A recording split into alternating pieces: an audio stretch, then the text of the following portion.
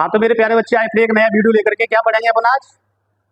विद्युत उपद्रव के कारण अच्छी स्थिति में विद्युत क्षेत्र की तीव्रता की गणना करो। कई गणना करनी है अपन को अच्छी स्थिति में विद्युत क्षेत्र की तीव्रता की। तो प्यारे बच्चों मैं आपको एक बात ध्यान दिला दूंगा। आप पहले ये ध्यान दो, आप पूरी फिजिक्स में 3 तो अच्छी स्थिति आती है और 3 ही निरक्षी स्थिति आती है। आपको पेपर में जब अच्छी स्थिति आ जाए तो आप उसको देख के एक्साइटेड मत हो जाना, वो अच्छी स्थिति आ गई मैं तो इसको कर दूंगा। पहले उसको ये देख लेना है कि विद्युत क्षेत्र तीव्रता के लिए अच्छी स्थिति आई है, या विद्युत विभव के लिए अच्छी स्थिति आई है, या चुंबक के लिए स्थिति आई है। चुंबक के लिए आई है तो चुंबक वाली करेंगे, और विभव के लिए पूछ रहा है तो विभव के लिए निकालेंगे। अब किसके लिए कर रहे हैं अपन? तीव्रता के लिए। तीव्रता के लिए आएगी तो तीव्रता वाली करेंगे। अच्छी स्थिति आ जाए खुश जरूर हो जाना, मगर खुशी के साथ में अपन को कंट्रोल करना है कि आई किसकी है, ध्यान रखना। जिसके लिए पूछ रहा है उसी के लिए निकालनी है। तो सबसे पहले मैं आपको चित्र बताऊंगा विद्युत द्वंद्व के बारे में। आपको पता है तो देखो, मैं यहाँ पर एक लाइन ड्रॉ की मैंने, और यहाँ पर मैंने बना दिया 2 बिंदु आवेश ले लिए। कौन कौन से बिंदु आवेश? एक तो -q ले लिया और एक ले लिया मैंने +q। कौन कौन से आवेश ले लिए? -q और +q। अगर आपने चित्र बनाना समझ में आ गया तो क्वेश्चन आपकी चुटकियों में हो जाएगा। बस चित्र को अच्छी तरह समझो आप। तो कितने आवेश ले लिए? q1, वो -q और +q, और इसका मध्य यानी बीच में एक बिंदु मान लेंगे, मध्य बिंदु। दोनों का यहाँ पे बीच में क्या मान लेंगे? इसको अपन लोग मान लेंगे मध्य बिंदु। मध्य बिंदु का जो नाम रखेंगे वो नाम रखेंगे O। क्या मान लेंगे मध्य बिंदु को? O। अब ध्यान देना मेरे प्यारे बच्चों कि यहाँ से यहाँ तक अगर अपन दूरी मानेंगे तो इसकी दूरी अपन A मान लेते हैं। क्या मान लेते हैं? यहाँ तक A। यहाँ से यहाँ तक की जो दूरी है वो A है। तो यहाँ तक ये बीच में मध्य बिंदु, यहाँ तक ये, तो बच्चे यहाँ तक की क्या होगी दूरी? A भी क्या होगी? A क्या होगी? A। तो पूरी दूरी कितनी हो जाएगी? ये 2A। कितनी दूरी हो जाएगी? 2A। कैसे? ध्यान देना इधर, यहां तक की दूरी A थी और यहां तक की भी दूरी A। मध्य बिंदु था, यहां से एक की दूरी, तो यहां तक की दूरी है, तो पूरी दूरी कितनी हो गई? 2A। तो प्यारे बच्चों ये बात ध्यान देनी है आपको। कौन सी स्थिति पढ़ रहे हैं अपन? अच्छी स्थिति। अच्छी स्थिति होती क्या? परिभाषा आपने पढ़ी होगी पिछली कक्षा में। अच्छी स्थिति क्या होती है कि अक्ष की तरफ अगर उन बिंदु को बढ़ाते हैं या अक्ष की तरफ चलते हैं या बढ़ी हुई अक्ष को कौन सी कंडीशन मानी जाती है? अच्छी स्थिति।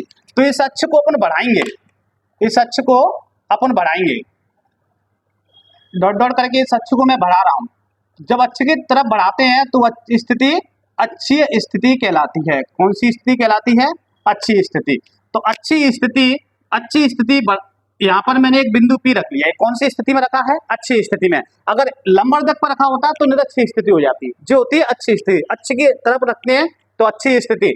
क्या बिंदु रख लिया अपन ने? P। कौन सी स्थिति में रखा है? अच्छी स्थिति में। तो ध्यान देना, जी बिंदु इस मध्य बिंदु से कितनी दूरी पर रखा हुआ है? इसकी दूरी अपन मान लेंगे R। ये इधर उधर नहीं कर देना, वहां तक ही दूरी मानना है। कहां तक की मानी है अपन ने? P की। तो ये दूरी कितनी मान ली अपन ने? R। कहां से? O से। तो प्यारे बच्चों ध्यान देना, मध्य बिंदु से कितनी दूरी पर लिया है बिंदु P? R दूरी पर। और जो गणना करनी है विद्युत क्षेत्र तीव्रता की वो बिंदु P पर ही करनी है। अब ध्यान देना इधर, +q आवेश की यहाँ से यहाँ तक की दूरी कितनी होगी आप बता सकते हैं? यहाँ से यहाँ तक की R है, तो यहाँ से यहाँ तक कितनी होगी? यानी यहाँ से यहाँ तक की R है तो ये वाला हिस्सा माइनस कर दो। ये वाला हिस्सा क्या है? A। तो यहाँ से +q आवेश यानी यहाँ से इसकी दूरी लेंगे अपन, +q आवेश से बिंदु P की दूरी क्या लेंगे? बिंदु P की दूरी लेंगे यहाँ से। तो यहाँ से यहाँ तक R है तो ये वाला हिस्सा कितना है? A। तो ये वाला हिस्सा यहाँ से अपन माइनस कर देंगे, R माइनस के क्या हो जाएगा? A। ध्यान देना एक बार अच्छे से, ये दूरियां ही मिस्टेक कर दे तो सवाल गलत हो जाएगा। +q आवेश की यहाँ से दूरी लेनी है अपन को बिंदु P की। कितनी दूरी लेनी है बेटा? इतनी। तो यहाँ तक दूरी क्या है? यहाँ तक की दूरी, यहाँ से यहाँ तक की दूरी R है, तो ये वाला हिस्सा अपन माइनस कर दो तो ये वाला हिस्सा बच जाएगा। तो मैंने ये वाला हिस्सा पूरा माइनस कर दिया। ये वाला हिस्सा क्या है? A माइनस कर दिया तो R माइनस के हो गया। अब ऐसे ही अपन -q आवेश की दूरी लेनी है। कई की दूरी लेनी है? -q की। तो यहाँ तक तो R है और ये वाला हिस्सा अपन को ऐड करना है। कितना है हिस्सा? A। तो इसमें क्या कर देंगे? प्लस, यानी R + A, यानी दोनों आवेशों से अपन ने इसकी दूरी ले ली। तो देखना, ध्यान देना बच्चों, एक बार फिर इसको समझ लें अच्छी तरह। चित्र समझ में आ गया तो अपन को हल करने में कोई डाउट नहीं आएगा। ध्यान देना, दो बिंदु लिए माइनस क्यू और प्लस क्यू, इनकी बीच की दूरी मध्य बिंदु मान लिया बीच में ए, यहां तक की दूरी है तो यहां तक की दूरी है, मध्य बिंदु क्या माना है ओ, तो पूरी दूरी 2a हो गई।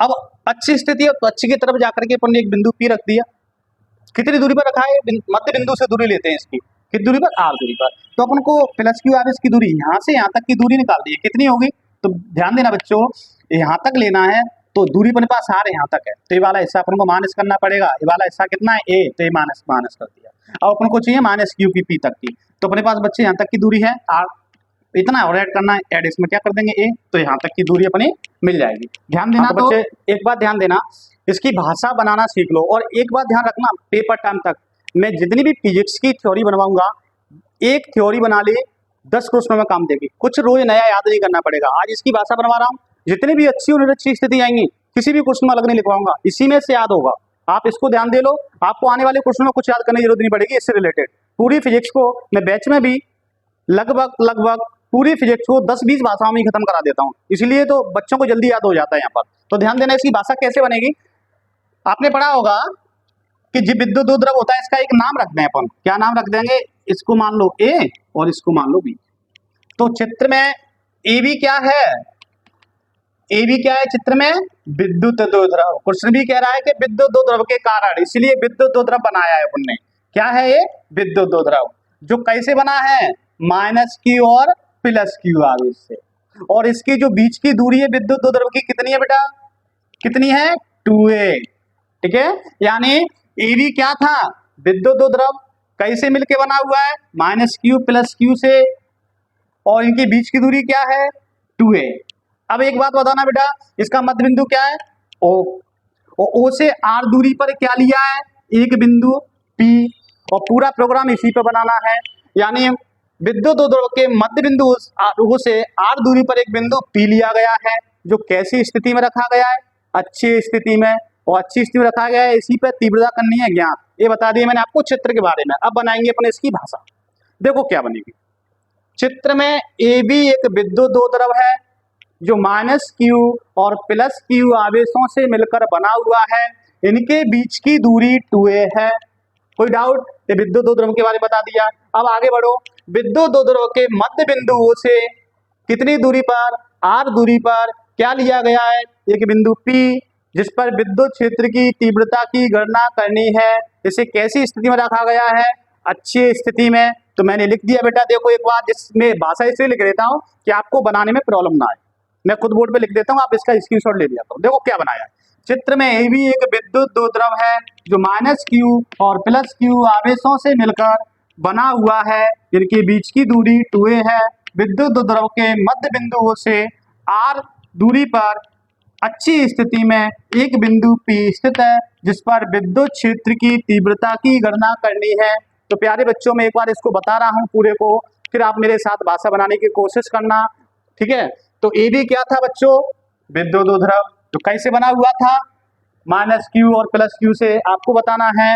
इनकी बीच की दूरी कितनी थी, 2a। विद्युत दो द्रव के मध्य बिंदुओं से r दूरी पर क्या लिया गया, एक बिंदु P, जिसे कैसी स्थिति में रखा गया है, अच्छी स्थिति में, जिस पर विद्युत क्षेत्र की तीव्रता की गणना करनी है। तो आप एक बार इसकी भाषा बनाओ, कोशिश करो। अब एक बार देखो, चित्र में ए भी एक विद्युत दो द्रव है जो माइनस क्यू और प्लस क्यू आवेशों से मिलकर बना हुआ है, इनकी बीच की दूरी 2a है। विद्युत दो द्रव के मध्य बिंदुओं से r दूरी पर एक बिंदु P स्थित है, कैसी स्थिति में रखा गया है, अच्छी स्थिति में, जिस पर विद्युत क्षेत्र की तीव्रता की गणना करनी है। प्यारे बच्चों, अगर आपने इसको एक बार, वैसे तो याद हो गया होगा, अगर नहीं हुआ है इसका एक बार कोशिश करो। इससे रिलेटेड अच्छी स्थिति निरच्छी स्थिति वाले कोई भी क्वेश्चन आते हैं, मैं इसी भाषा में खत्म करवा दूंगा, कुछ याद करने की आपको जरूरत नहीं पड़ेगी। तो ध्यान देना भाई इधर। अब आगे अपन क्या करते हैं सभी लोग, हाँ, तो एक बार फिर से देखेंगे बच्चों, एक बार भाषा बनाना चित्र को मैच करके। चित्र में ए बी एक विद्युत दो द्रव है जो माइनस क्यू और प्लस क्यू आवेशों से मिलकर बना हुआ है, जिनकी बीच की दूरी 2a है। विद्युत दो द्रव के मध्य बिंदुओं से कितनी दूरी से, O से कितनी दूरी पर, r दूरी पर अच्छी स्थिति में एक बिंदु P स्थित है, जिस पर विद्युत क्षेत्र की तीव्रता की गणना करनी है। तो ध्यान देना बच्चों, क्या करेंगे, एक बार प्लस क्यू आवेश के कारण निकालेंगे तीव्रता बिंदु पी पर, और एक बार माइनस क्यू आवेश के कारण निकालेंगे बिंदु पी पर तीव्रता। तो मैंने क्या किया है, प्लस क्यू आवेश के कारण बिंदु पी पर तीव्रता, इसको E1 मान लेंगे, क्योंकि दो कंडीशन बनेगी, एक प्लस क्यू की एक माइनस क्यू की।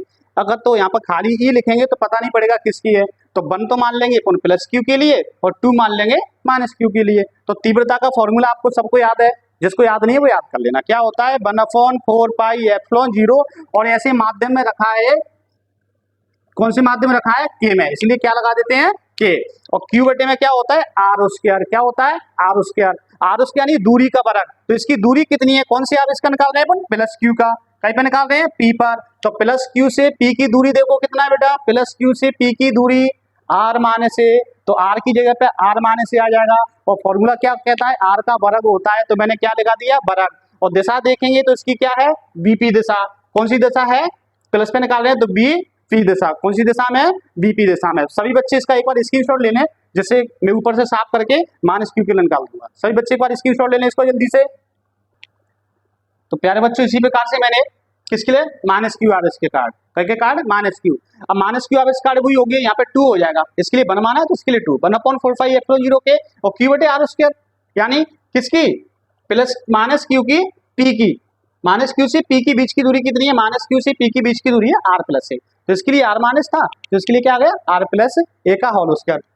हाँ, तो एक बार देखो बच्चों, क्या किया अपन ने, बिंदु पी पर परिणामी तीव्रता निकालनी है। क्या निकालनी है, परिणामी तीव्रता। परिणामी तीव्रता क्या करेंगे, E बराबर E1 माइनस की E2, यानी E1 में से E2 पर माइनस कर देंगे तो परिणामी तीव्रता पर ही निकल आएंगे। तो इसके लिए क्या करेंगे अपन, ये क्या लिखा है E1, तो E1 का मान कहाँ है, समीकरण 1 में।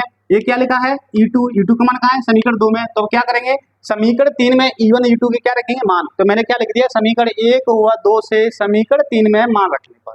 कोई डाउट तो नहीं है, तो सभी बच्चे मुझे मान रखवाओ, कैसे रखेंगे मान, ध्यान देना। ई की तो ई लिख दी मैंने, ध्यान देना सभी बच्चे। ये क्या लिखा है, E1 बताओ मुझे कितना है, आप लोग ही बताओ कितना E1, समीकरण 1 में देखो कितना था E1, 1/4πε0 के इंटू क्यू बटे आर माइनस ए का होल स्क्वायर।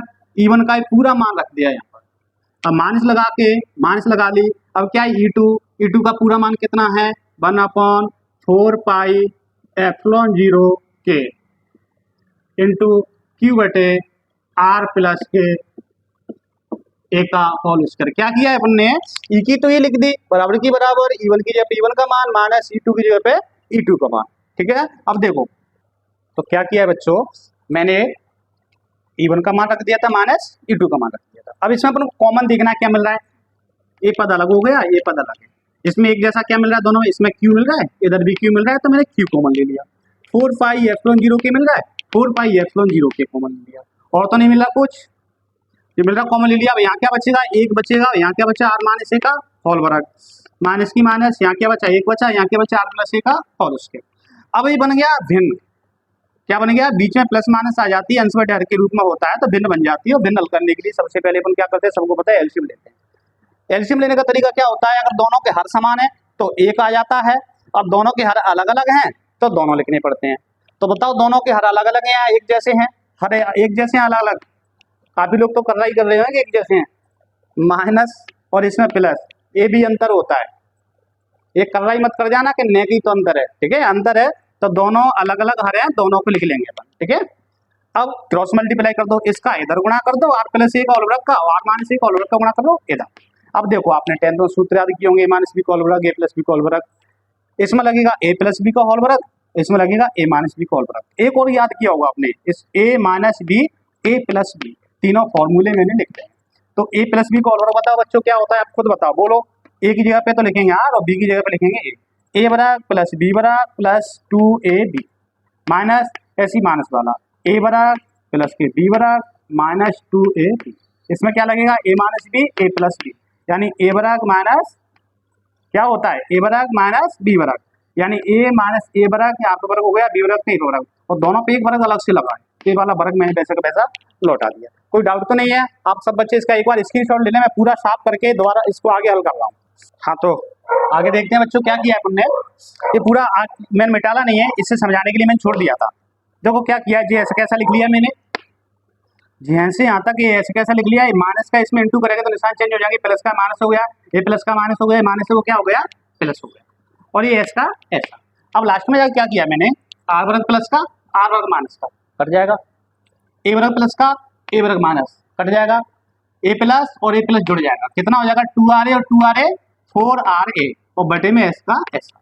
अब मैंने क्या किया, 4 को 2 इंटू 2 कर लिया है, लिख सकते हैं कि नहीं, 4 को 2 इंटू लिख सकते हैं, तो आर की आर ए की आर। ये क्यों कर रहे हैं अपन, क्या आपने पढ़ा होगा विद्युत उद्रव, विद्युत आघूर्ण। क्या होता है विद्युत आघूर्ण, P बराबर 2AQ। अगर 2AQ मिल जाएगा, आवेश और दो द्रव के बीच की दूरी का गुणनफल दो द्रव आघूर्ण कहलाता है, पढ़ा है अपन लोगों ने। तो आवेश और विद्युत दो द्रव के बीच की दूरी 2A क्या हो जाता है, दो द्रव आघूर्ण। इसको कैसे लिखते हैं, P से।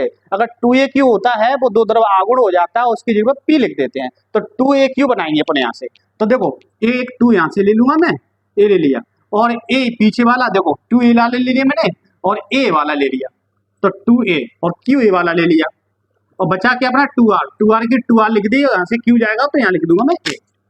तो 2AQ इकट्ठा हो गया, 2AQ क्या होता है P, 2AQ की जगह आ गया P, दो द्रव आघूर्ण, और 2R की 2R लिख दिया, आगे पीछे कहीं भी लिख सकते हैं, कोई डाउट तो नहीं आता। एक बार फिर से समझो दोबारा से, R से R वर्ग कट जाएगा, A से A वर्ग कट जाएगा, 2RA कितने हो जाएंगे 4RA, और 4 को 2 इंटू 2 लिख सकते हैं, और यहाँ दो द्रव आघूर्ण बनाने की कोशिश करो। 2AQ क्या होता है, विद्युत दो द्रव के बीच की दूरी और आवेश का गुणनफल दो द्रव आघूर्ण कहलाता है, यानी 2AQ P होता है। तो यहाँ 2AQ बनाओ, तो 2A और ये वाली Q तीनों मिल गई, इन तीनों को मिलाकर के क्या बन गया P, तो ये लिख दिया मैंने P, और 2R को लिख दिया मैंने आगे। ठीक है, कोई प्रॉब्लम तो नहीं है, स्क्रीनशॉट ले लो बेटा इसका, एक बार स्क्रीनशॉट लेंगे सभी।